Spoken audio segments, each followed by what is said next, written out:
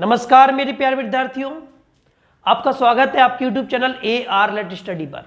जैसा कि बच्चों पीछे की कई वीडियो के माध्यम से बहुत कुछ सीखा, बहुत कुछ जाना, आज हम एक नई वीडियो के साथ आगे बढ़ रहे हैं और एक नए धर्म की तरफ बढ़ गए हैं। मेरे बच्चों, पीछे की जितनी भी वीडियो हैं आप देख करके आए, उन्हें समझें और उनसे कई प्रकार की जो भी जानकारियां हैं उनको इकट्ठा करके एक नया नोट्स बना लीजिएगा और उसमें बारी बारी से लिखते चले जाइएगा। मेरे बच्चों, उम्मीद है आप जहां भी होंगे, जैसे भी होंगे, बढ़िया शानदार जानदार तरीके से पढ़ रहे होंगे और काफी मेहनत के साथ आप चीजों की तरफ आगे आकर्षित होकर के और प्रेरित होकर के इन वीडियो के माध्यम से और कई अन्य किताबों और कई अन्य टीचरों, शिक्षकों के माध्यम से आप आगे की तरफ अग्रसर अग्रपथ पर होंगे। मेरे बच्चों, उम्मीद करेंगे आप जहां भी होंगे, जैसी भी होंगे, जिस हालत, जिस स्थिति में आप पढ़ रहे होंगे और मेहनत के साथ लगे होंगे, आपके साथ जो भी माताएं, बहनें, जो भी बेटियां जुड़ी हुई है, अपने आप को सुरक्षित और महसूस कर रही होंगी, ऐसा आपका आचरण होगा, उम्मीद करते हैं हम।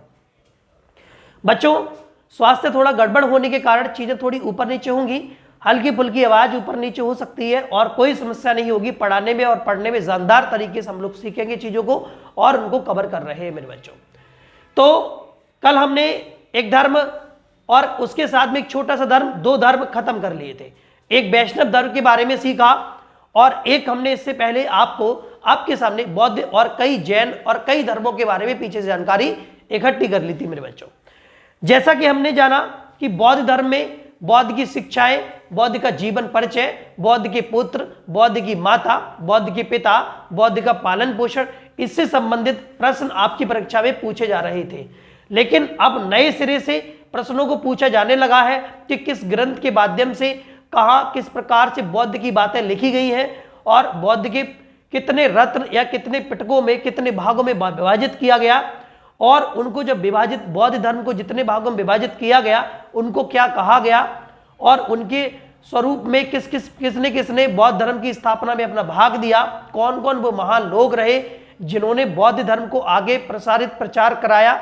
ऐसी काफी महत्वपूर्ण बातें जो हैं अब परीक्षा की दृष्टिकोण से नए तरीके से पूछे जाने लगी हैं। मेरे बच्चों, जैसा कि हम नए वीडियो की तरफ बढ़ चुके हैं, अब थोड़ी सी नई वीडियो के बारे में बात करें। जैसे हमने आज शुरू करने वाले आपके सामने एक नया टॉपिक है इस्लाम धर्म।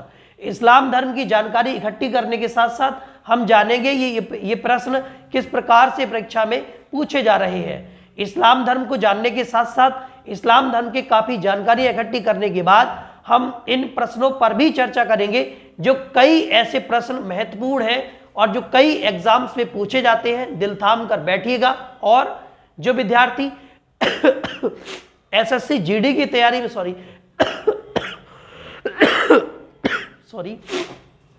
एसएससी जीडी की तैयारी में लगे पड़े हैं, कहीं ना कहीं वो अपनी तैयारी को, अपनी पढ़ाई को बिल्कुल सुचारू रूप से चलने दें और ये वीडियो बहुत सफिशिएंट रहेंगे उन बच्चों के लिए, उन विद्यार्थियों के लिए जिन्होंने एसएससी जीडी का फॉर्म डाला है और कई अन्य प्रतियोगी परीक्षाएं जो वो देने वाले हैं। यहां से जीएस का वेटेज वो पूरा कर पाएंगे। लूसेंट की बुक का सार है ये पूरा, हम लूसेंट की बुक का पूरा रिवीजन सहित प्रश्नों के यहाँ बोर्ड पे 1 लाइनर के फॉर्म में और थ्योरी की तरीके से हम इसको बारी बारी से लिख करके सीख रहे हैं और जान रहे हैं।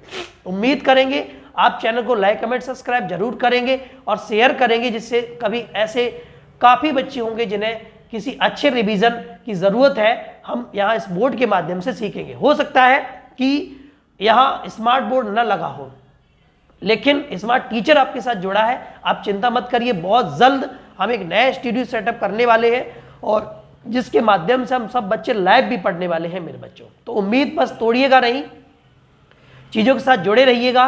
चैनल को लाइक, कमेंट, सब्सक्राइब जरूर करें, जिससे कि हमारा मोटिवेशन, हमारा भाव आपके साथ प्रति हमेशा जुड़ा रहे और नहीं भी करेंगे तब भी जुड़ा रहेगा। जरूरी नहीं है, कोई बात नहीं, बस आप पढ़ते रहे, यही मेरी तरफ से बस इतनी शुभकामनाएं रहेंगी कि आप कई परीक्षाओं के लिए, कई तैयारियों के लिए आप बस जुड़े रहें और डटे रहें। मेरे बच्चों, चलो शुरू करते हैं इस्लाम धर्म को और इस्लाम धर्म में किस प्रकार की मान्यता है, इस्लाम धर्म क्या है, इस्लाम धर्म की क्या क्या विवेचनाएं हैं, इस्लाम धर्म की शुरुआत कहाँ से हुई, इस्लाम धर्म की स्थापना किसने की और स्थापना करने के बाद क्या इस्लाम धर्म किन्हीं भागों में बटा, जिन भागों में बट गया इस्लाम धर्म, उन भागों को क्या नाम दिया गया और किस प्रकार के अनुयायी लोग जो कि इस्लाम धर्म में बंटने के बाद किस धर्म को मान्यता देते रहे हैं। काफी जानकारी सीखने वाले हैं मेरे बच्चों इस बोर्ड और इस चैनल और इस छोटे से टीचर के साथ में। चलो बढ़ते हैं और शुरुआत करते एक नए बिंदु से, नए बिंदुवार तरीके से, और शुरू कर ले इस्लाम धर्म को। इस्लाम कहीं ना कहीं अपने 4 धर्मों में से एक विशेष धर्म, एक विशेष मान्यता प्रदर्शित करता है। जैसे कि हमारे भारत के अंदर 4 धर्मों को ही मान्यता विशेष रूप से मिलती है। जैसे कि अब चाहे जैसा भी रहा हो, लेकिन हमने तो बस इतना ही सीखा है कि हिंदू धर्म, सिख धर्म, ईसाई धर्म और इसके साथ साथ में हाँ भाई इस्लाम धर्म। समझ गए ना, 4 धर्मों को मान्यता है। 4 आप कहोगे सर बौद्ध धर्म, इस्लाम धर्म, जैन धर्म और ईसाई धर्म और सिख धर्म और बौद्ध धर्म और कई ऐसे धर्म हैं जिनमें कई चीजें जुड़ी हैं, लेकिन इन सबको समुचित भाग में इकट्ठा करने के बाद 4 धर्मों में भारत को बांटा गया, भारत के लोगों को बांटा गया है। लेकिन आपको बताएं ये धर्म के लोग भारत में रह करके एकता की परिभाषा को प्रदर्शित करते हैं, और यहाँ किसी भी धर्म का कोई भी व्यक्ति भारत के अंदर अगर है तो उसको सम्मानित, एक जैसा सम्मान मिलता है, और सभी के लिए कानून की व्यवस्था जो कि हमारे संविधान में वर्णित है, सभी के लिए समान है। मेरे बच्चों, जिस प्रकार से भारत एक झाड़ू की तरह बंधा हुआ कई धर्मों का एक देश है, इसी प्रकार से यहाँ के लोग भी हैं जो कि अपने देश को बनाए और बचाए रखे हुए हैं, उस संस्कृति को जहाँ से हमने जन्म लिया, जहाँ से हम पनपे थे। मेरे विद्यार्थियों, उम्मीद करेंगे आप चीज़ों के साथ जुड़े होंगे और लगातार इन परीक्षा के दृष्टिकोण से कई ऐसे प्रश्न जिनके जवाब आपको कहीं ना कहीं से आपको मिलते रहेंगे, और आप परीक्षा के दृष्टिकोण से इन सभी चीज़ों को सीखते रहेंगे, और इन पर विशेष चर्चा के साथ साथ हम चीज़ों को इकट्ठा कर रहे होंगे। मेरे बच्चों, उम्मीद करेंगे आप मेरी बातों को समझ रहे होंगे और कॉपी पेन लेकर के बैठ गए होंगे, और जिसे आप बारी बारी से चीज़ों को नोट कर रहे होंगे। मेरे बच्चों, शुरू करते हैं उस टॉपिक को जिसका आपको बेसब्री से इंतजार था। मेरे बच्चों, हम आज एक विशेष टॉपिक के ऊपर चर्चा करने वाले हैं, और ये टॉपिक आपके सामने इस्लाम धर्म का है। आपको बताएं कि इस्लाम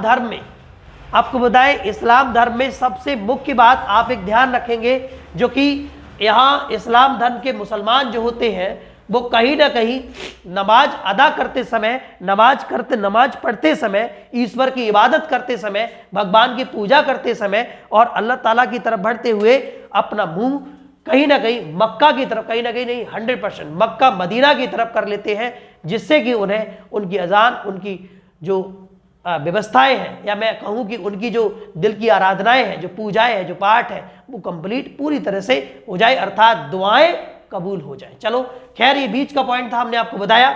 अब हम नए बिंदु की तरफ शुरुआत से चलेंगे और आपको बताना चाहते हैं मेरे बच्चों कि इस्लाम धर्म के जो संस्थापक थे वो हजरत मोहम्मद साहब थे। मेरे बच्चों, जो हजरत मोहम्मद साहब का जन्म 570 ईस्वी में मक्का के प्रमुख एक स्थान था जिसका नाम था कुरैश, और ये कबीला भी था, इस कबीले में हुआ था। मेरे बच्चों, कल का एक प्रश्न है कि कृष्ण जो थे वो किस कबीले के थे। मेरे बच्चों, आपका एक प्रश्न है, जो कृष्ण थे वो किस कबीले से संबंध रखते थे, इसका उत्तर आपको प्राप्त हो गया होगा अगर कल का वीडियो देखा होगा। कहीं ना कहीं वृषण कबीले से इनका संबंध था। मेरे बच्चों, तो वृषभ कबीले संबंध कृष्ण भगवान का था, और आपको बताए कि इनका जो वर्णन है, मेरे बच्चों, कृष्ण का जो वर्णन है, आप मुझे बताने की कोशिश करेंगे किस पुराण में या फिर किस आर्यडक में मिलता है, प्राप्त होता है। इसकी छोटी सी जानकारी आप अपनी कॉपी में नोट करके लिख लीजिएगा। चल आगे बढ़ेंगे, ये कल की बातें थी, नई बात में चलेंगे। इस्लाम धर्म के संस्थापक हजरत मोहम्मद साहब थे। हजरत मोहम्मद साहब का जन्म 570 ईस्वी में मक्का के एक प्रमुख कबीला हुआ करता था, और इस कबीले का नाम था कुरैश, इसमें हुआ था। आपको बताएं कहीं ना कहीं नहीं, आपको बताएं, हाँ कहीं ना कहीं आपको बताएं कि इस्लाम धर्म को मान्यता जो प्राप्त करवाई गई वो कहीं ना कहीं आपको बताएं कि हजरत मोहम्मद साहब के द्वारा ही प्राप्त हुई है। आगे बढ़े तो हजरत मोहम्मद साहब के जो पिता हैं वो अब्दुल्ला हो गए। कौन थे बेटा? अब्दुल्ला जो थे वो हजरत मोहम्मद साहब के पिता थे, और माता का नाम अमीना था। क्या था? अमीना। किसका नाम अमीना था? अमीना हजरत मोहम्मद साहब का मम्मी जी का है, मैं कहूं माता का नाम अमीना था। और लेकिन इनका जो पालन पोषण था इनके चाचा थे, इनका नाम था अबू तालिब। अबू तालिब ने किया। अबू तालिब हजरत मोहम्मद साहब के चाचा जी थे, इन्होंने ही इनका पालन पोषण किया। और आपको बताए बुद्ध की तरह बात चल रही है ना। बुद्ध का पालन पोषण किसने किया था? उनकी मौसी कह सकते हैं, या कहीं ना कहीं उनकी सौतेली माता, है ना। तो आगे चले जरा, इसी टॉपिक पे वापस लौट लीजिए। इस्लाम धर्म के संस्थापक हजरत मोहम्मद साहब थे और इनका जो पालन पोषण है इनके चाचा अबू तालिब के द्वारा किया गया था। अगले मोस्ट इंपोर्टेंट बिंदु की तरफ बढ़ गए हैं। हजरत मोहम्मद साहब को 610 ईस्वी में, कब बेटा? 610 ईस्वी में एक मक्का की जगह है, एक मक्का मतलब मक्का एक जगह स्थान का नाम है। तो मोहम्मद साहब को 610 ईस्वी में मक्का की जगह है जिसका नाम है हीरा। हीरा नामक गुफा एक जगह थी, गुफा हीरा नामक गुफा में इन्हें ज्ञान की प्राप्ति होती है। किसकी प्राप्ति होती है? ज्ञान की। किसको प्राप्ति होती है? हजरत मोहम्मद साहब को। कहां पर? मक्का में। मक्का में कौन सी जगह पर? हीरा नामक गुफा में प्राप्ति ज्ञान की होती है मेरे बच्चों। आगे बढ़े। 24 सितंबर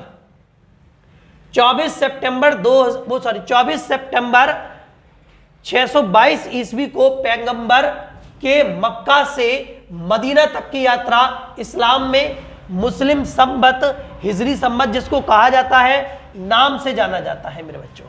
अब ये यात्रा का मतलब क्या हुआ आपको बताएं, छोटी सी कहानी है, आप चाहो तो कहीं ना कहीं ढूंढ के, लेकिन आपकी इस बुक लूसेंट की बुक में नहीं लिखा, लेकिन हम आपको बताए दे रहे हैं मेरे बच्चों। मोहम्मद साहब को वहां के लोगों ने बहुत परेशान किया जहां वो रहते थे। जब वहां के लोगों ने परेशान किया तो उन्होंने उस जगह को छोड़ दिया, और जब उस जगह को निकलने का आदेश दे दिया, उस जगह को छोड़ने का जब आदेश दिया गया तो मोहम्मद साहब उस जगह को छोड़ करके मदीना की तरफ बढ़ दिए। तो इसी प्रकार से जब उन्होंने उस जगह को छोड़ करके मक्का से मदीना की तरफ वो चल दिए, तो मक्का से मदीना तक की जो यात्रा थी, इस यात्रा को इस्लाम धर्म में अर्थात इस्लाम संवत या फिर हिजरी संवत के नाम से जाना गया है। मेरे बच्चों, मुझे उम्मीद है कि आपको ये बातें समझ में आई होंगी। अब हम मोहम्मद साहब की उस बात में चलेंगे जहां से उनके जीवन का आरंभ होगा। आपको बताएं कि मोहम्मद की जो शादी है वो 25 वर्ष की अवस्था में हुई थी। कब हुई थी? 25 वर्ष की अवस्था में। और मेरे बच्चों, मोहम्मद साहब की जो शादी हुई थी, उन्होंने अपनी शादी एक विधवा से की थी। किससे की थी? विधवा। और जो विधवा थी उनका नाम था, कहीं आप जानते होंगे, खदीजा। क्या नाम था? खदीजा।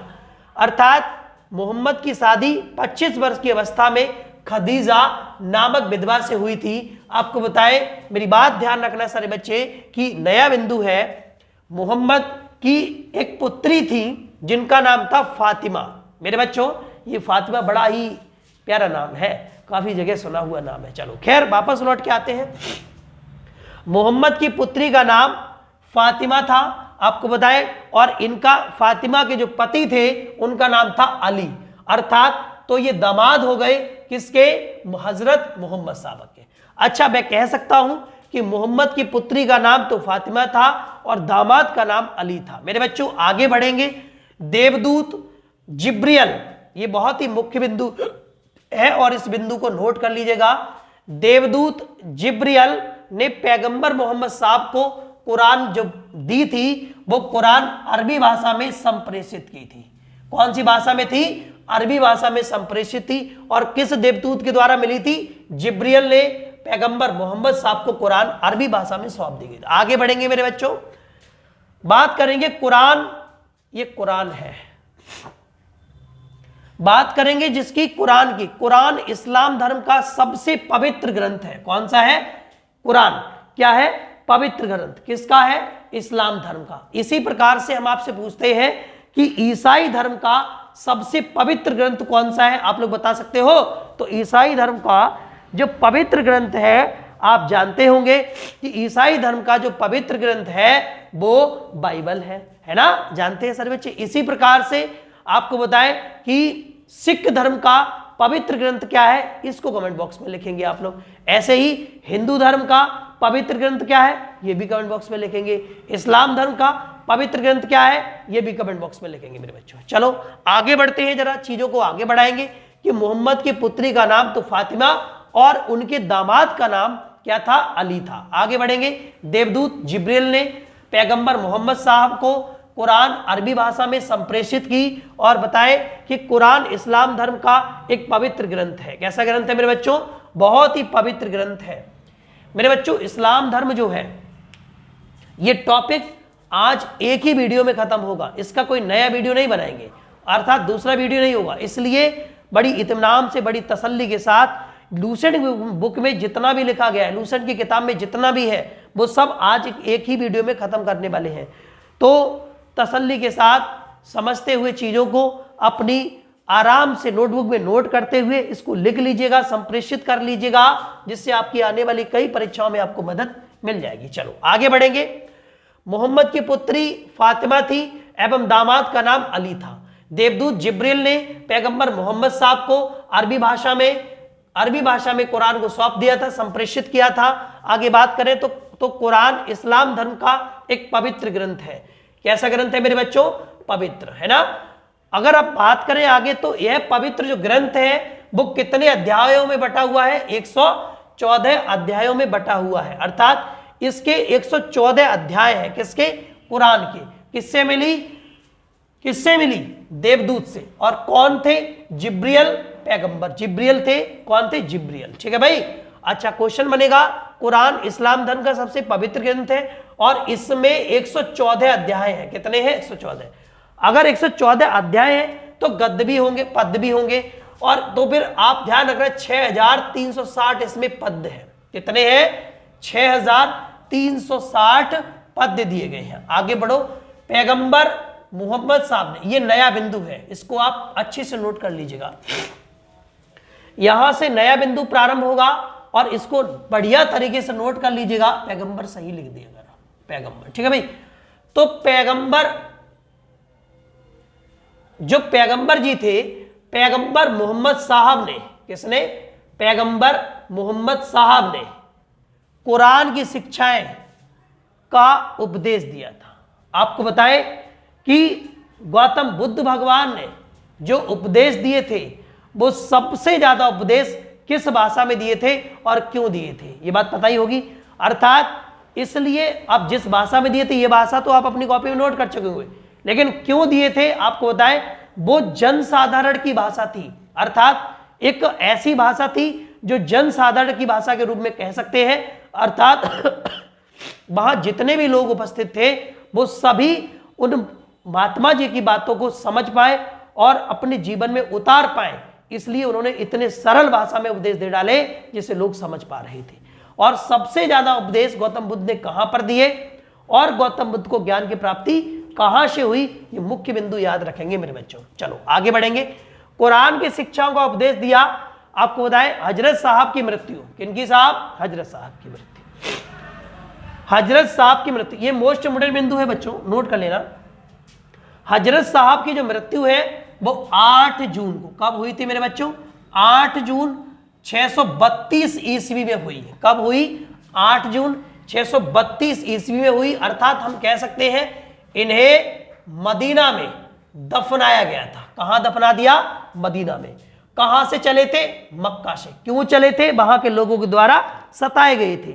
और मक्का से मदीना तक चलने की जो यात्रा है उसको क्या कहा गया है इस्लाम धर्म में? हिजरी संवत के नाम से, या हिजरी के नाम से जाना गया है मेरे बच्चों। हिजरी संवत के नाम से जाना गया है। आगे बढ़ो।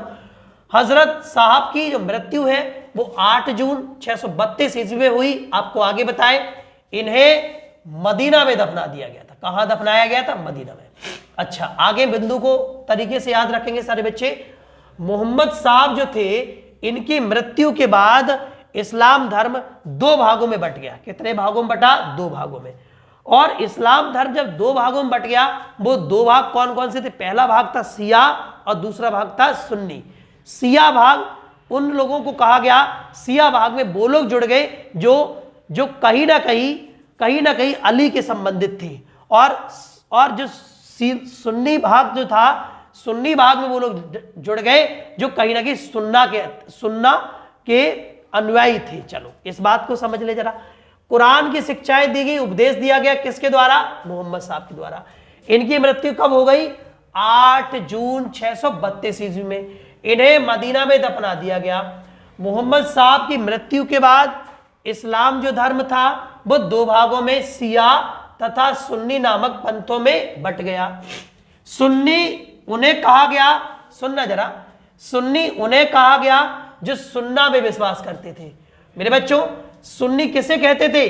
जो सुन्ना में विश्वास करते थे। और सुन्ना जो लोग थे वो पैगंबर मोहम्मद साहब के कथनों तथा कार्यों का विवरण है। अर्थात शिया जो लोग थे वो शिया अली की शिक्षाओं में विश्वास करते थे। किसकी शिक्षाओं में? अली संबंधित। ये बात मैं पहले ही बता चुका हूं।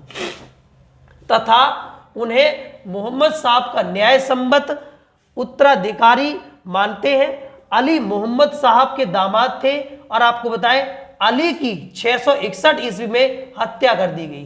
क्योंकि आप समझ ही रहे हैं इस्लाम धर्म दो भागों में बट गया और दो भागों में बटने के बाद पहला भाग सुन्नी बन गया, दूसरा भाग शिया, या पहला शिया दूसरा सुन्नी। सुन्नी वो लोग जो कहीं ना कहीं सुन्ना के अनुयायी थे और जो शिया वो लोग जो कहीं ना कहीं अली जी के अनुयायी थे। और अली जी के जो अनुयायी थे वही कहीं ना कहीं हजरत मोहम्मद साहब संबंधित, अर्थात अली मोहम्मद साहब के दामाद थे और अली की 661 ईस्वी में हत्या कर दी गई और अली के पुत्र हुसैन की भी हत्या कर दी गई। मेरे बच्चों, अर्थात क्वेश्चन बनेगा तो मैं बता दूंगा, पहले यह समझ लीजिए अली के एक पुत्र हुआ करते थे जिनका नाम था हुसैन।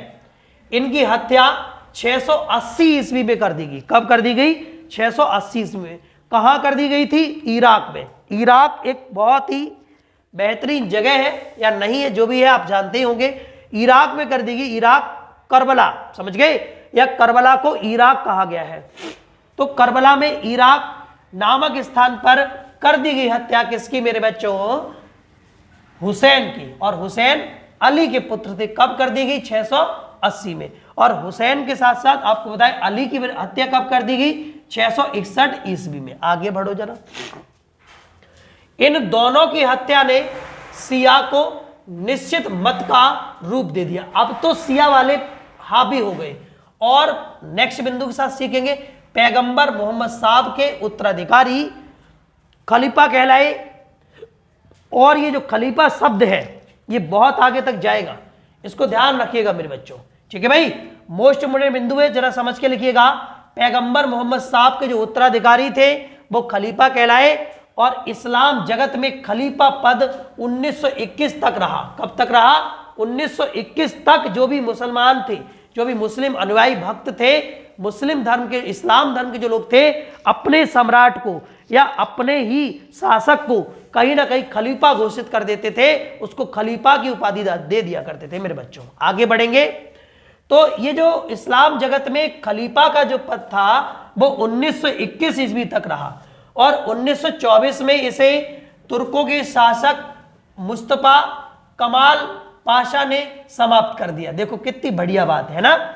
1924 में खलीफा का पद जो कि तुर्कों के एक शासक थे, मुस्तफा उनका नाम था, पूरा नाम मुस्तफा कमाल पाशा ने समाप्त कर दिया। बहुत बेहतरीन, बहुत बेहतरीन। आगे बताए इब्न इशाक, ये बहुत ही इंपॉर्टेंट वर्ड है, ये ध्यान रखना है। इब्न इशाक ने सर्वप्रथम पैगंबर साहब का जीवन चरित्र लिखा। अर्थात मैं कहूं कि पैगंबर साहब के ऊपर लिखने वाले प्रथम व्यक्ति कौन रहे होंगे? तो इब्न इराक रहे होंगे, ईसाक रहे होंगे, ठीक है भैया। इन्होंने पैगंबर साहब का जीवन चरित्र लिखा। और आगे बताएं तो मोहम्मद साहब पैगंबर के जन्मदिन पर, मेरे बच्चों याद रखना ये भी मुख्य बिंदु है कि मोहम्मद साहब पैगंबर के जन्मदिन पर एक त्योहार मनाया जाता है, एक पर्व मनाया जाता है, उसको बोलते हैं ईद ए मिलाद अन नबी। समझ गए? ईद ए मिलाद अन नबी पर्व मनाया जाता है। आगे बढ़े मोस्ट इंपोर्टेंट बिंदु में, बच्चों याद रखते हुए ध्यान रखना है। भारत में सर्वप्रथम इस्लाम का जो आगमन था वो अरबों के द्वारा शुरू हुआ था और अरबों के जरिए से ही इसमें भारत में इस्लाम की शुरुआत हुई। और बताएं 712 ईस्वी में मेरे बच्चों अरबों ने सिंध जीत लिया और इस सिंध जीतने के बाद भारत के इसी भाग से, भारत के इसी जगह से इन्होंने इस्लाम धर्म की शुरुआत कर डाली, इस्लाम धर्म को बना लिया था मेरे बच्चों। आगे बढ़ेंगे जरा। इसी भाग में इस्लाम एक महत्वपूर्ण धर्म बन गया। नोट डाल के एक लाइन और लिख लीजिए मेरे बच्चों, आखिरी बिंदु पर बढ़ चुके हैं कि नमाज के दौरान मुसलमान मक्का की तरफ मुंह करके खड़े होते हैं और भारत में मक्का जो है वो पश्चिम की ओर पड़ता है मेरे बच्चों, और मक्का की ओर की जो दिशा को किबला कहा गया है। क्या कहा गया है? किबला। मोस्ट इंपोर्टेंट एंड आखिरी बिंदु हम लोगों ने खत्म कर लिया है। अब कुछ बच्चे सोच रहे होंगे सर आप आज रिवीजन भी करवा देते हो रोज रोज और क्वेश्चन भी करवा देते हो, बड़ा प्यारा लगता है, आज फिर से वही प्रश्न करवा दीजिए जो कि हमें समझ में आ जाए ये प्रश्न कैसे पूछे जाते हैं। देखिए फास्ट रिवीजन करेंगे तो सबसे पहले हमारा क्वेश्चन बनेगा कि इस्लाम धर्म के संस्थापक कौन थे? प्यारा सा आंसर होगा हजरत मोहम्मद साहब। दूसरा प्रश्न बनेगा मोहम्मद साहब का जन्म कब हुआ? तो 570 ईस्वी में। तीसरा क्वेश्चन बनेगा मक्का में एक प्रमुख कबीला हुआ करता था जिससे संबंध मोहम्मद साहब का था, कौन सा था? तो आप बताओगे कुरैश कबीला। अगला बेहतरीन प्रश्न आपका बनेगा, इसके बाद अगले हम चौथे प्रश्न की ओर बढ़ चुके हैं मेरे बच्चों। अगला चौथा प्रश्न जो आपके सामने होगा, आपको बताएं कि हजरत मोहम्मद साहब के पिता का नाम क्या था? आपका आंसर होगा अब्दुल्ला। पांचवा प्रश्न, हजरत मोहम्मद साहब की माता का नाम क्या होगा? अमीना। अगला क्वेश्चन, पांचवा के बाद छठवां क्वेश्चन जो बनेगा, हजरत मोहम्मद साहब का पालन पोषण किसने किया? आपका आंसर होगा चाचा अबू तालिब ने किया। यहीं पर एक क्वेश्चन और बन सकता है, छोटा कोई क्वेश्चन बने तो ऐसे बन सकता है कि हजरत मोहम्मद साहब का जो पालन पोषण है वो किसने किया? ऑप्शन मिलेंगे पापा, मामा या चाचा या दादा। तो आंसर होगा चाचा ने किया था। अगला नेक्स्ट प्रश्न बनेगा, हजरत मोहम्मद साहब को किस सन में ज्ञान की प्राप्ति हुई? कब या फिर किस सन में या कब ज्ञान की प्राप्ति हुई? आप बताओगे 610 ईसा पूर्व में। अगला क्वेश्चन बनेगा मोहम्मद साहब को मक्का के किस जगह पर ज्ञान की प्राप्ति हुई? आप बताओगे हीरा नामक गुफा में प्राप्ति हुई। अगला क्वेश्चन, 24 सितंबर 622 ईस्वी को पैगंबर के मक्का से मदीना तक की यात्रा को इस्लाम धर्म में क्या कहा गया? आपका आंसर होगा हिजरी संवत कहा गया। अगला क्वेश्चन, मोहम्मद की शादी कितने वर्ष में हो गई थी? 25 वर्ष की अवस्था में हो गई थी। अगला क्वेश्चन, मोहम्मद की शादी किसके साथ हुई थी? तो खदीजा नामक महिला के साथ हुई थी। अगला क्वेश्चन बनेगा कि हजरत मोहम्मद साहब ने किस प्रकार की एक ऐसी महिला के साथ शादी की थी?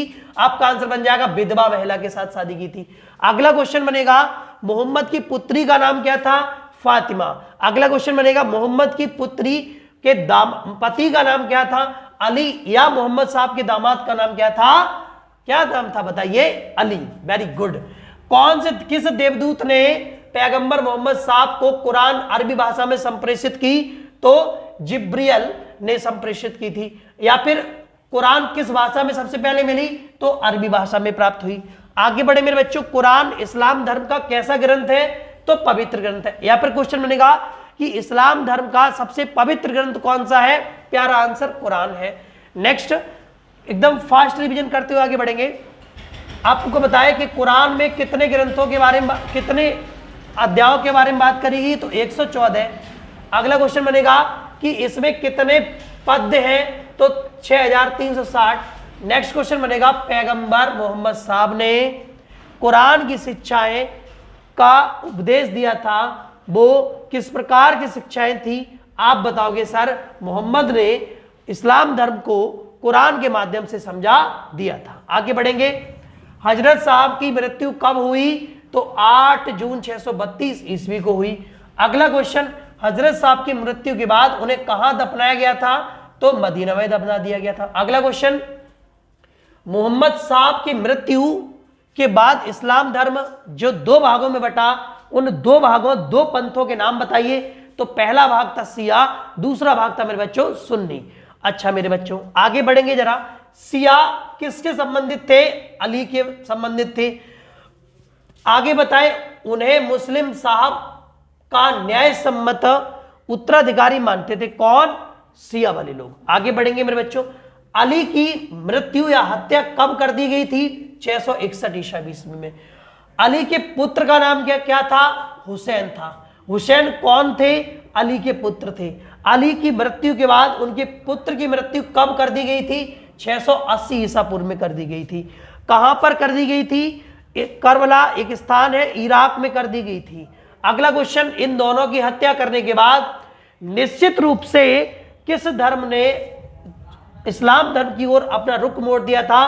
तो शिया को। समझ गए? अगला क्वेश्चन, पैगंबर मोहम्मद साहब के उत्तराधिकारी को क्या कहा जाता था? तो खलीफा कहा जाता था। अगला क्वेश्चन, खलीफा किसे कहा जाता था? तो कहीं ना कहीं पैगंबर मोहम्मद साहब के उत्तराधिकारियों को खलीफा, या इस्लाम धर्म में उत्तराधिकारी जो हुआ करते थे उनको खलीफा घोषित कर दिया गया था।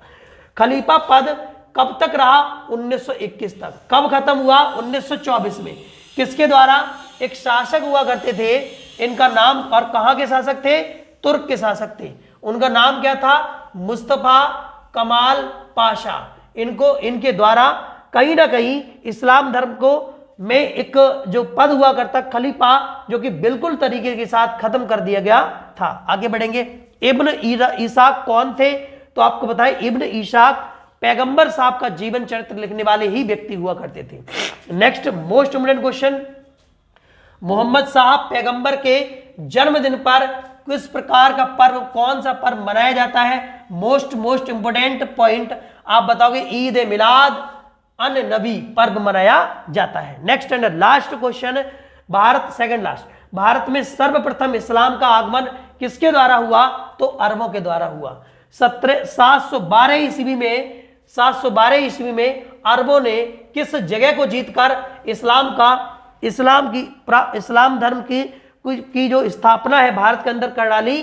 तो सिंध को जीत लिया था, और भारत में इसी जगह से इस्लाम धर्म को उन्होंने बनाना शुरू कर दिया। अगला question, most and second last question, नमाज के दौरान मुसलमान किस तरफ मुंह कर खड़े होते हैं? आपका आंसर होगा मक्का की तरफ मुंह करके खड़े होते हैं। अगला एंड लास्ट क्वेश्चन बनेगा मेरे बच्चों, भारत में मक्का किस दिशा में पड़ती है? मक्का जो है भारत से किस दिशा में है? तो पश्चिम की दिशा में। And last question and most important question, आप समझिएगा जरा, मक्का की ओर जो दिशा है उस दिशा को क्या कहा जाता है? उस दिशा को मेरे बच्चों किबला कहा जाता है। मोस्ट एंड लास्ट क्वेश्चन था। उम्मीद है आखिरी बिंदुवार तक हमने उन प्रश्नों को भी समझा जो प्रश्न पेपर में कैसे पूछे जाते हैं, और उम्मीद करेंगे ये बस आखिरी बिंदुवार पे हमने चर्चा कर ली, आखिरी बिंदु था, और ये वीडियो अब बस यहीं पर समाप्त करते हैं, यहीं पर रोकते हैं मेरे बच्चों। और उम्मीद करेंगे आप जहां भी होंगे, जैसे भी होंगे, बढ़िया और शानदार तरीके से पढ़ रहे होंगे, और आप इतनी लगन मेहनत के साथ पढ़ते रहिएगा। उम्मीद है कि आप जल्द से जल्द अपनी परीक्षाओं में और अपने लक्ष्य को हासिल करेंगे मेरे बच्चों। और ये आखिरी बिंदु हमने इस टॉपिक से संबंधित पूरा किया।